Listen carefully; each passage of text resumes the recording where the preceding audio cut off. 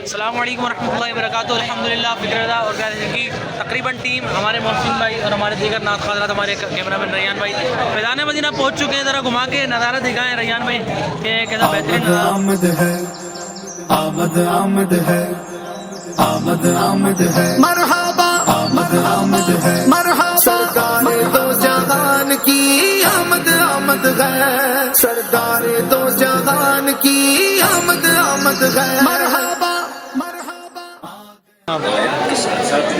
सरों का समंदर मुर्शिद की बारगाह में और ये सजावट दिल को सुकून देने वाली माशाल्लाह। मंठार की आमद, सरदार की आमद, सालार की आमद, मुख्तार की आमद, गमखार की आमद, यासी की आमद।